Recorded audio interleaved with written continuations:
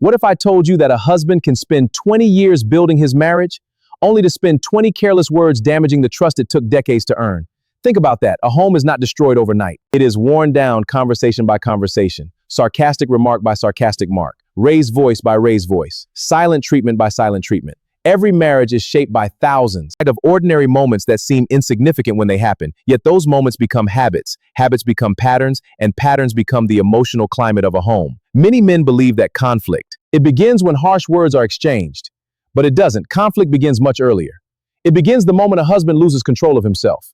Because the greatest battle in any marriage is rarely between husband and wife. It is between a man's emotions and his wisdom. An old Japanese proverb says, "The bamboo that bends is stronger than the oak that resists." The strongest husbands are not the loudest. They are the ones who remain emotionally when emotions are running high.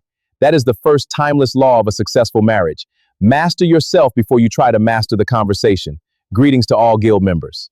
Wherever you're watching us from around the world, I welcome you to this special edition titled, "How Mature Husbands Handle Conflict. The Best Timeless Secrets Every Married Man Must Know." Gentlemen, for the sake of clarity, we shall be taking this special edition in 10 series, each representing a law a mature and wise husband must observe in order to build a beautiful and harmonious marriage and family. Now, the first law is master yourself before you try to master the conversation.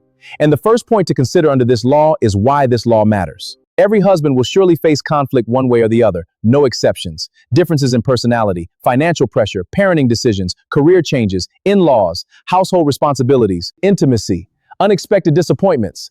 Conflict is not evidence that a marriage is failing. It is evidence that two different human beings are sharing one life. The real question is not whether conflict will come. The real question is, who will you become when it arrives? Many men believe maturity is measured by age. It isn't. Others believe maturity comes with experience, but not always. Some people repeat the same mistakes for 30 years.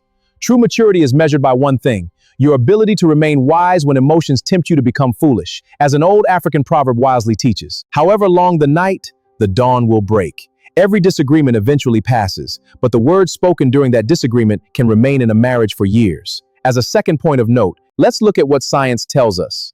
Modern psychology offers remarkable insight into what happens during marital conflict. Researchers studying emotional regulation have found when people perceive a threat, whether physical or emotional, the brain rapidly activates its survival system. During these moments, the amygdala can override parts of the brain, responsible for careful reasoning, planning, and self-control. Psychologist Daniel Goleman popularized this response as an amygdala hijack. This explains why intelligent men sometimes say remarkably unintelligent things during arguments. The problem isn't intelligence. The problem is biology. When emotions rise, judgment often falls. Marriage researchers have repeatedly found couples who learn to regulate their emotions before responding experience healthier communication, greater trust, and more durable relationships than couples who react impulsively. The lesson is simple. Your first responsibility during conflict is not convincing your wife. It is calming yourself. Point number 3, the biggest myth many husbands believe. Many husbands secretly believe, if I don't respond immediately, I'll look weak. Nothing could be further from the truth. Self-control is not weakness, it is disciplined strength. Anyone can shout, anyone can interrupt, anyone can slam a door, anyone can send an angry message. Very few men can remain calm while their emotions are demanding immediate action. A wise Chinese proverb reminds us, one moment of patience may ward off great disaster. One moment of impatience may ruin a whole life. Marriage proves this proverb every day. For example, let's consider the case of an argument that never happened. David returns home. After an exhausting 12-hour workday, traffic was unbearable. A major client rejected an important proposal. His phone has not stopped ringing. Before he even removes his jacket, his wife quietly says, "We need to talk about the children's school fees." David immediately feels overwhelmed. His heart begins to race. His mind starts preparing defensive responses before she even finishes speaking. He has two choices. One, to react. "I just walked in. Can't you give me 5 minutes before bringing up another problem?" His wife will immediately feel dismissed. Her disappointment could lead to frustration. His frustration could become anger. Within minutes, they will no longer be discussing school fees. They will be arguing about appreciation, respect, communication, and every unresolved disagreement from the past 6 months. Second choice, David notices his emotions before speaking. He takes a slow breath, pours himself a glass of water, sits beside his wife. "I know this is important. I've had a very difficult day, and I don't want my stress to affect this conversation. Give me 15 minutes to settle my mind, and then I'll give you my full attention." Nothing magical happens. The financial problem still exists. But something far more important is protected. Their respect for each other. That is emotional leadership. Point number 4, why wives remember tone more than words. Many husbands spend enormous energy trying to prove that their words were logically correct. But marriage is not a courtroom. It is an emotional partnership. Researchers consistently find that emotional tone plays a significant role in how messages are received. A calm voice, an attentive body language, and a respectful delivery can make difficult conversations far more productive than perfectly logical arguments delivered with contempt or hostility. Your wife may forget the exact sentence you used, but she is far less likely to forget how that sentence made her feel. As the Scandinavian proverb says, kind words are worth much and cost little. For example, let's consider two husbands, same situation, different outcome. Both husbands discover that their wives accidentally overdrew the family account. Husband 1 says, "What were you thinking? You always do this. You're irresponsible." The conversation lasts 40 minutes. The emotional damage lasts 4 months. Husband 2 says, "I know this wasn't intentional. Let's figure out what happened. We'll solve it together." The conversation lasts 15 minutes. The trust grows stronger. Please notice the difference. Neither husband ignored the problem. One attacked his wife, the other attacked the problem. That distinction changes everything. Point number 5, the leadership every marriage needs. One of the greatest misconceptions about leadership is that it means always having the last word. Real leadership often means being the first to lower your voice, the first to listen, the first to de-escalate, the first to protect the relationship from unnecessary damage. Leadership is not measured by authority. It is measured by influence. And influence grows wherever trust feels safe. As an old Kenyan proverb wisely says, the one who is patient can cook a stone. Patience often accomplishes what force never can.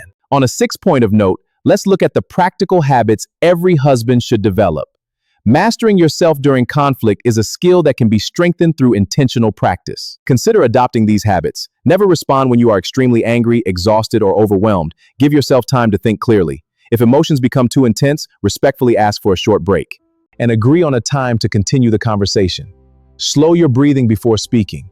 A calmer body supports a calmer mind. Ask yourself one question before every response. Will these words solve the problem? Or simply release my frustration? Remember that your wife is not your opponent. The challenge you are facing is. These habits may seem simple, but practiced consistently, they transform the emotional atmosphere of a marriage. As we conclude on this first law, here is the lesson to remember. An old Native American proverb says, "Listen, or your tongue will make you deaf." Every husband should reflect on those words. The loudest voice in the room is rarely the wisest. The husband who masters his emotions earns something far greater than victory in an argument. He earns credibility, respect, trust, and emotional safety. These are the foundations upon which strong marriages are built. Now, as a prelude to Law 2, here's my advice. Mastering yourself is only the beginning. Because once you've learned to control your emotions, another challenge emerges. Many husbands assume that solving a problem is the same as understanding their wife. It isn't. A wife may appreciate your solutions, but she first wants to know whether you understand her heart. That brings us to the second timeless law of every exceptional husband. A great husband seeks understanding before offering solutions. And as you will discover in the second law, that single shift in perspective has rescued countless marriages from years of unnecessary misunderstanding. Thank you for watching. If this message resonates with you, please do well to like and share it with your loved ones. Also subscribe to this channel so you don't miss our next episode. Bye for now.